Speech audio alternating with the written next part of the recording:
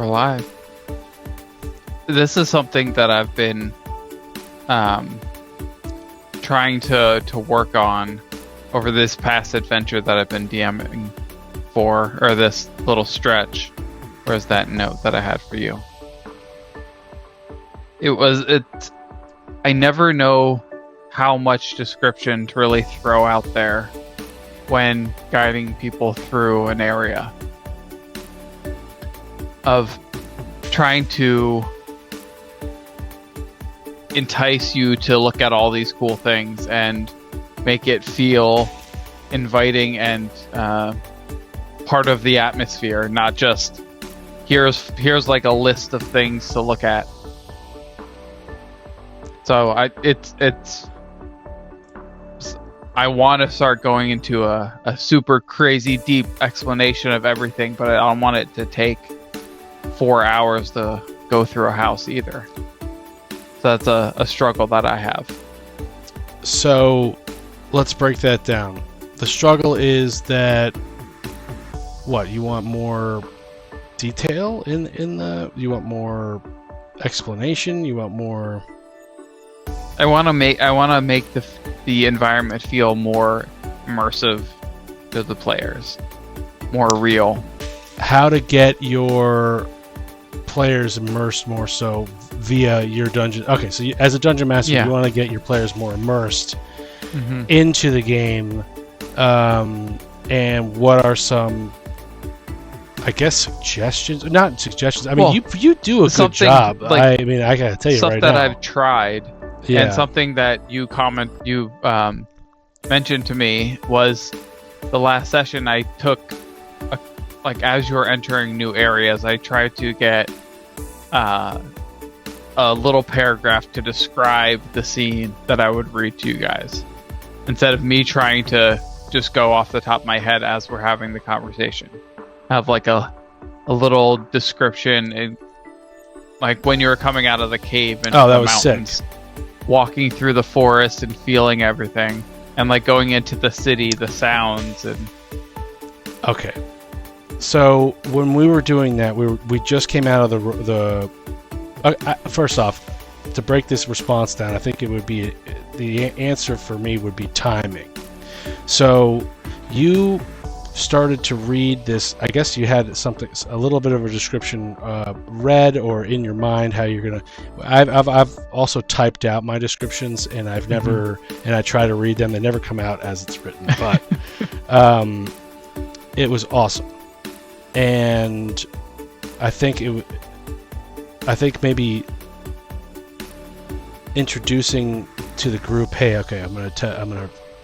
You don't want to say I'm going to read this, but like you're going to say, I don't know how you did it, but there was a way that you did it that made everyone aware, and it was just everyone. It was just two people, but we quieted down. We started listening, and so the call to action, I guess, is what the answer is. What's the call to action to get people to zone into a description, so you don't have to do it 10 times, right? Yeah. When I DM with you, I run the same thing. There's like 3 things in the room that I want to describe perfectly because they're little hooks that point towards the answer, the clue, or the whatever. Right. And I get involved in the game too, and I'm having fun, and I decide that I don't decide, it just happens. I don't get into it, but the call to action of like, okay, guys, let me immerse you. Let me break it down here for a little bit. The other hard part with that description is like, how much information do you want to give right away? It's like there's some things that I don't want to hide behind a skill check or something that they might not find that I would want them to find. I think is cool, but I don't want to just say as soon as you walk into a room, I show you everything so you don't have to look for it.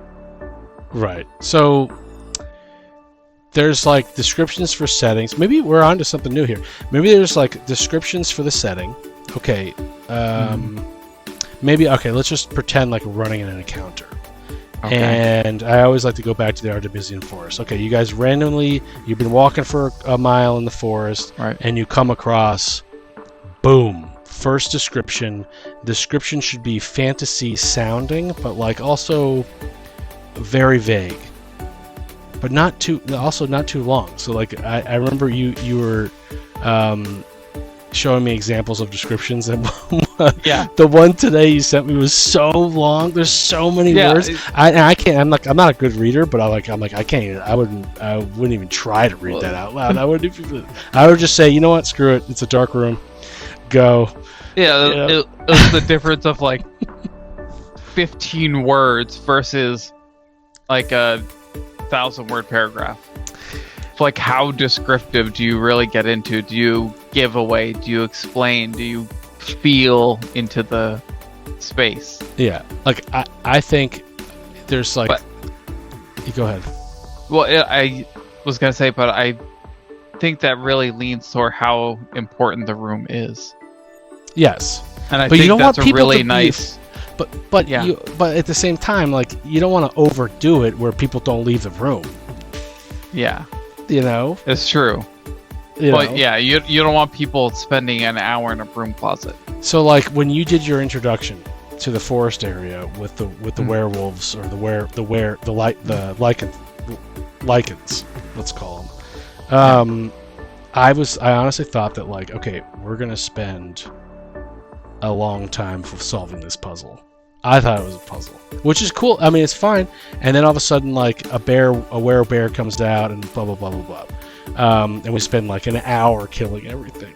But like, maybe that was there were some hooks there, I guess. But the description Well- we just did the role Yeah. play, the recap, and we were doing a little role play because I was catching Booterbot up to stuff. Booterbot's Tyler's character Booterbot and we were doing role play, and all of a sudden you were like, okay, and what do we see outside this cave? And boom, I thought that was an excellent move. Like, the cave was the call to action. What's the perception check? Like, I think your checks might be your call to action, because people quiet down and start listening, and then but you have to you as a DM, you're right, you have to pick your time period to be descriptive, because the next time someone does a perception check, like, you're not gonna reread that, or you're not gonna have 15 different ways to tell that story, right? Well, and do you really want to have a new paragraph ready for every single room It's not even in that. this small house? Let's go deeper. You have a barbarian in the room, and you have a wizard in the room. Their perceptions of the room are going to be different based on their classes. Absolutely. Right? So it's like, who's the looking for what and what Right. you're looking. right. So when my elephant went out and said, I'm gonna perceive this area, you had, like, it hit home for me, because the perception check and the response from the DM sort of hit home with my character. Like, someone like a bard, they might see a beautiful landscape, but or like a poetic landscape or something like that, but it's like it's storming out, or whatever. But like, I feel like maybe having little things that you can bring into so to go back to what you were saying about how to immerse the players in, maybe one way to do it that I just thought of is, when you're describing things, have a couple. I mean, you're only playing with 4 characters. Think about who's doing the perception check. Maybe, like, making it personalized to that person's, like the barbarian. What's his percent? It looks like a 4. Like, it looks. You see a lot of tall, strong trees. Yeah. Sturdy branches. Yeah. The bear. A bear comes out of a bunch of animal paths through the forest. You're not worried about it, even though Yeah. it's a fucking werebear that scares the Yeah. shit out of the bard or whatever, And Exactly. Bard, your perception check is, these are huge trees and there's a ferocious beast staring at you. I mean, that's you see a beautiful oil canvas in the sky, and a horrible nightmare, terror story in the forest. and no matter how hard you try to walk away, you keep walking forward. Yeah. I think that you're onto something, and I think that you Okay. did it well the last time we played, and I think that was have a pre-written. Like having at least one for some major area you're going into. Yes, like of course. And this is something else I love to do. One little DM tip was I always ask the players, all right, where are you going for the next session? What do I need to prepare? Because Like that. I never, at the end of the session, honestly, I have no idea where you guys are going to go. So I have to ask just to be clear, just so I'm prepared. So, and that'll be a nice thing of like, since I know where you're going, I can have a nice description or something like that. To really lead into the feel of how I want that space to be. Yeah, and I think don't be afraid to just read it. Like read it like it's a piece of lore. Every dungeon master, I feel like, has a piece of lore to read out, right? Yeah, it was both great. times that I read it, I was like, all right, hold on, let me get my notes out. I had my screen up. All right, let me slowly go through it. Yeah, and you know, and I also wouldn't say don't be afraid to use the AI stuff. People are gonna kill me when I say that, you know, stealing from people and whatnot. But you know, we all have our lives. I don't read 1,000 fantasy books. I don't even know what fantasy language would be to even if you gave me other than like it was a dark and stormy night. You know, I wouldn't even know how to like, you know. Right. But you don't need to like take your whole thing and steal the campaign from the AI. But you can ask AI, hey, how do you make this sound intriguing?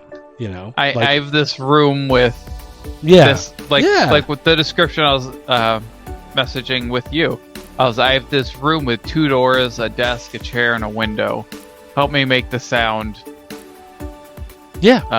cool, or give me some detail. Like, just give me something to get going on, and I can work from there. Describe the script. Yeah, what describe in the comments. Described, I think is in the comment. That is a cool website. It is pretty much like anyone that plays tabletop role-playing games. It will give you cool ways to describe things. Essentially, you know, like when we had the Kraken fight, I read. I can't tell you how awesome that was just to read. I can't even, you know, but I also didn't want to read it. It was a fight, so like I didn't want to read. Yeah. You know, everyone spent 2 weeks. We play once every 2 weeks. I didn't want to like delay that more so than but it was amazing how much stuff there is just like on Describe, but like online. And if you are insecure about not having time to flush it out, drop it in an AI thing and just saying, hey, like add some words here in language to make it a little bit like more of a story, more descriptive. I mean, that's a cool way to bring people in, and they'll notice it for sure, like I did when you did. It was amazing. It was awesome. And like I really appreciate I even said that to you in the text. I said I appreciate that. That was awesome. That was sick. Nice. So like that is a cool way. One little tidbit of a way to grab your players and bring them in is to be prepared with a little bit of a description. Don't do a perception check where it's like you notice the sword. What about it? What's the feeling in the room when you notice the sword? Yeah. Like, what's the color radiating from it, or is it pulsing? Is there like a quiet sound in the room when you discover it? The other thing I love to do is remember this. Is during those perception checks, you can lead them into roleplay. Be like, you notice this odd thing about your party member's shoe. It's like leading the question of, oh, what is that thing on your shoe? Just right. So asking the players to. So giving a little extra guidance on, here's this thing about a fellow party member that you can delve into if you want to, or you can notice that and ignore it and continue on with your day.